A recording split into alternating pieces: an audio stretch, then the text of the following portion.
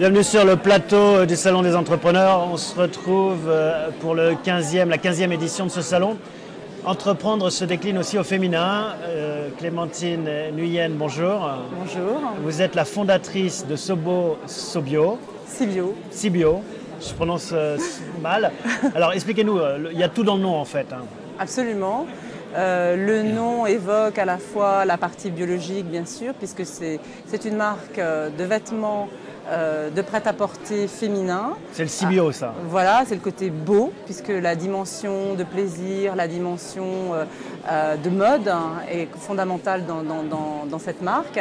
Et la partie bio, qui est justement la cerise sur le gâteau, si j'ose dire, puisque c'est fait à partir de fibres biologiques et que l'idée, c'est d'être vraiment toujours inscrit dans le développement durable. Comment est-ce qu'on fait des vêtements en fibres biologiques? Est-ce que c'est quelque chose de compliqué, de cher?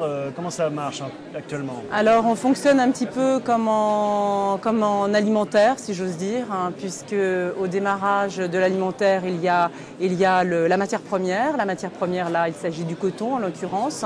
Le coton est un coton biologique, donc travaillé sans pesticides, avec le moins d'engrais chimiques possible. Quels sont les producteurs, les principaux producteurs de coton biologique?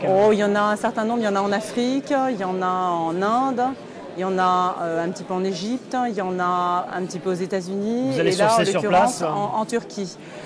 Moi, je ne vais pas directement sur place, puisque moi, je travaille avec un confectionneur portugais qui lui-même travaille avec un tricoteur, qui lui-même, vous voyez, il y a toute une chaîne quand même d'intervenants, qui lui-même va chercher son fil en Turquie.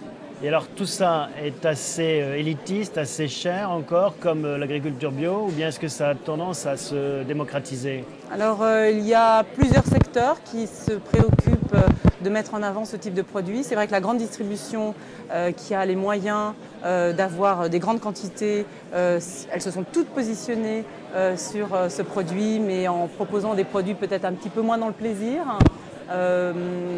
Avec une production moins confidentielle, mais c'est positionné sur le développement durable. Produit, comment est-ce que vous fonctionnez?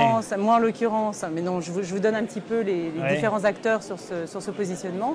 Et il y a des petites entreprises comme la mienne, où là il y a un affect, il y a aussi donc mon savoir-faire de styliste depuis 15-20 ans dans le domaine du prêt-à-porter, où on se positionne également dans ce domaine, mais là davantage peut-être j'espère par conviction. Alors j'imagine qu'une des difficultés c'est la distribution, la diffusion de ces produits. Comment est-ce que vous faites?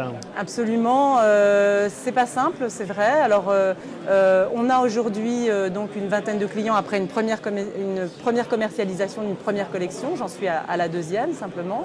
Et je m'estime heureuse d'avoir une vingtaine de clients aujourd'hui, j'en suis très heureuse.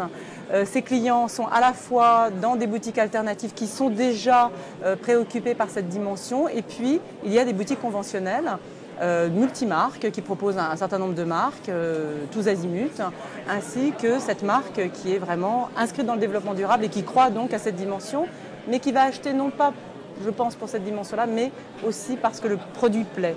Donc on passe d'abord par le produit, c'est le produit qui doit plaire. C'est le so beau. Et voilà, c'est le côté beau qui doit vraiment... Ça doit être un produit comme un autre en fait, on l'achète parce qu'il vous attire.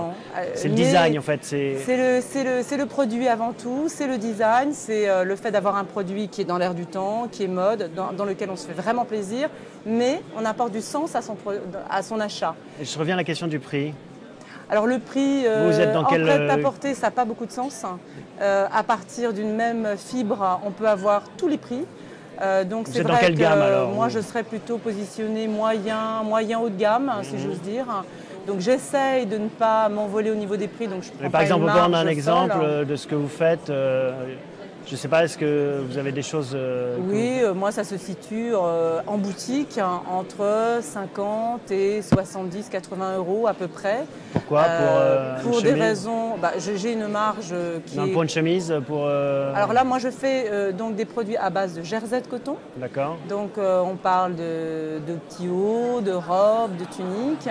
Et je suis dans un prix moyen, si vous voulez, avec une marge tout à fait ordinaire concernant ce secteur. Une dernière question sur le financement. Comment est-ce que vous financez cette aventure? Est-ce que vous cherchez des capitaux actuellement? Alors concernant les financements, c'est vrai que j'ai eu la chance par mon incubateur, aussi par Epionnière, qui est un incubateur dédié aux femmes, qui m'a soutenue, si vous voulez, pour avoir accès à des banques, à des prêts d'honneur. J'ai eu à peu près les financements que je souhaitais dans un premier temps, mais malheureusement ça ne va pas s'arrêter là, puisque c'est très mangeur de capitaux, ouais. ce genre d'activité. Donc c'est vrai qu'à terme, je souhaiterais m'adosser à quelqu'un de plus gros, qui soit un industriel. Un industriel, absolument. Je souhaite vraiment plutôt travailler dans le milieu de l'industrie, parce que je crois que c'est à l'intérieur même de l'industrie qu'on peut assainir, si vous voulez, certaines habitudes. Bon ben voilà, l'appel est lancé. Merci Clémentine Nuyen Voilà, c'est moi qui vous d'avoir remercie. répondu à cette invitation. À bientôt. Au revoir.